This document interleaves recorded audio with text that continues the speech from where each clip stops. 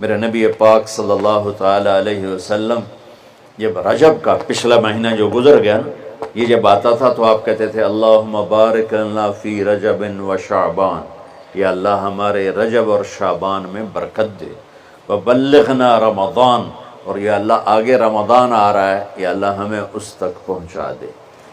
اور آپ شعبان میں سب سے زیادہ روزے رکھتے تھے، کبھی کبھی پورا مہینہ شعبان کے روزے آپ رکھتے تھے۔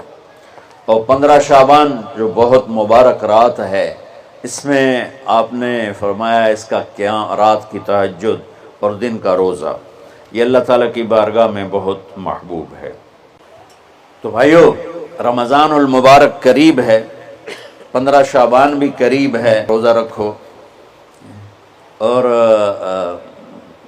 رات کو اللہ سے مانگو تو دعائیں قبول ہیں۔ اور اس رات میں بھی اللہ تعالیٰ فرماتا ہے، میرے نبی نے فرمایا کہ میں سب کی بخشش کرتا ہوں جو اٹھے ہوتے ہیں، رو رہے ہوتے ہیں، 5 آدمیوں کے سوا، 5 انگلیاں۔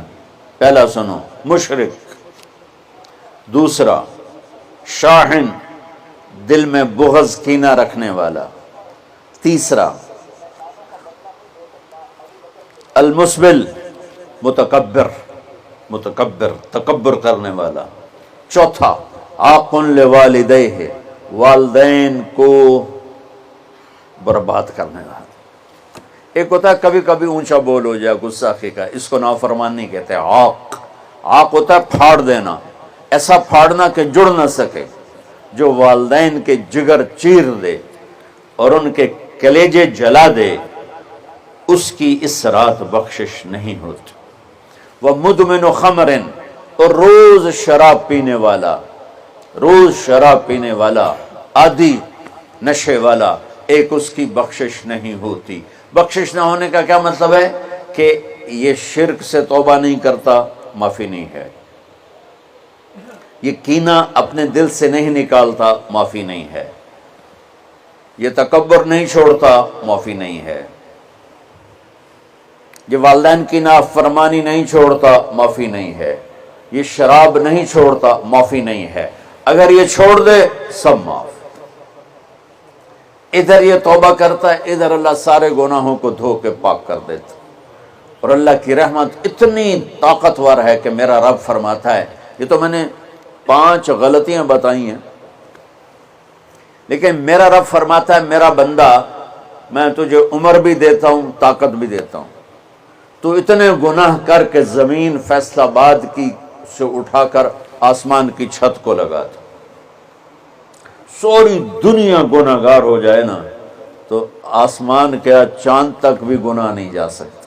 اور میرا اللہ کہہ رہا ہے ایک مرد عورت اتنے گناہ کرے کہ آسمان کی چھت کو لگا دے، پھر صرف ایک دفعہ مجھے کہے یا اللہ معاف کر، تو میں سارے ہی معاف کر دوں۔ تو بھائیو، یہ رات بھی معافی مانگنے کی ہے۔ اور اگر رمضان کا مہینہ تو پورا معافی کا مہینہ ہے کہ دوزخ کے دروازے بند ہو جاتے ہیں، جنت کے دروازے کھول دیے جاتے ہیں، شیطان قید، آپ دیکھتے نہیں نمازی کیوں بڑھ جاتے ہیں رمضان شریف میں؟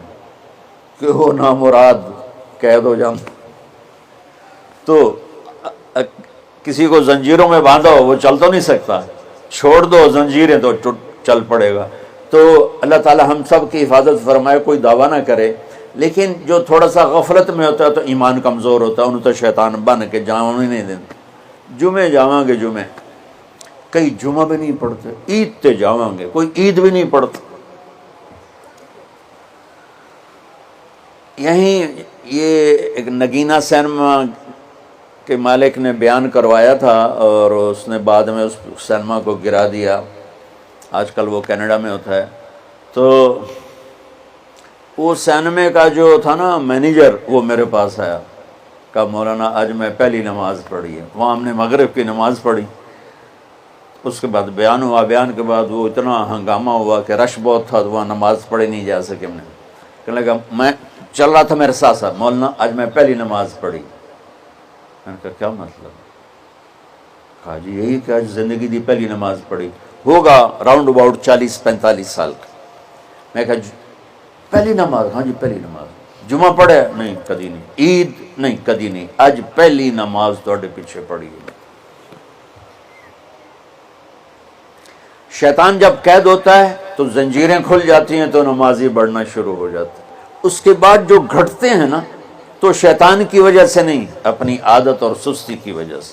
پہلے 2-3 دن بڑا جوش ہوتا ہے، پھر اس کے بعد گھٹتے ادھے کو پھر نکل جاندے ہیں، ادھے رہ جاندے ہیں. تو تراویح میں پہلے پوری مسجد بھرے گی، پھر ایک صف جائے گی، پھر دوسری جائے گی، پھر تیسری جائے گی. تو بھائیو یہ رمضان آ رہا ہے، دیکھو میں ہاتھ جوڑتا ہوں، نماز 5 وقت سارا سال فرض ہے، لیکن روزے کی برکت سے کیا ہوتا ہے، شیطان قید ہو جاتا ہے تو وہ سارے بھاگے آ رہے ہوتے ہیں.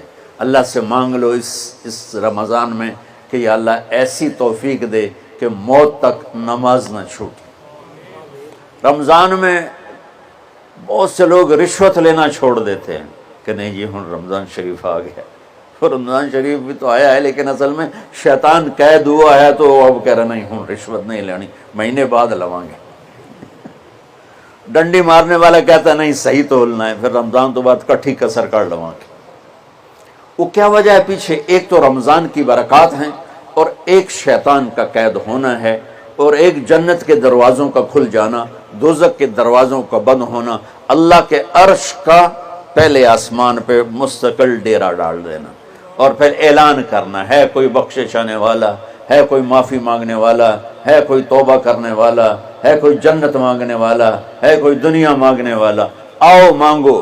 اور ایک فرشتہ اعلان کرتا ہے اے بھلائی کے چاہنے والے شاباش آگے بڑھ، اور دوسرا فرشتہ اعلان کرتا ہے اے برائی کے کرنے والے بس کر اور واپس آ جا، بس کر اور واپس آ جا. رمضان کا مطلب ہے جل جانا، رمضان کے لفظ کا مطلب ہے جل جانا.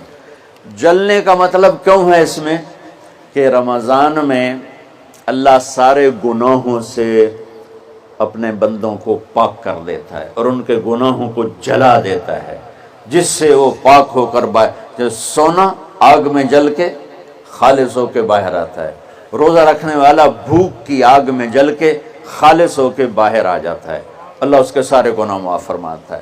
تو میرے عزیز و رمضان شریف آ رہا ہے، اپنے دل کو کینہ سے صاف کرو، بغض سے صاف کرو، نفرت سے صاف کرو. کسی سے لڑے ہوئے ہو اللہ کے واسطے صلح کر لو، یہ لڑنے کی جگہ نہیں ہے، محبت کر کے جاؤ تو اللہ بڑے اونچے عالی درجات نصیب فرمائے گا.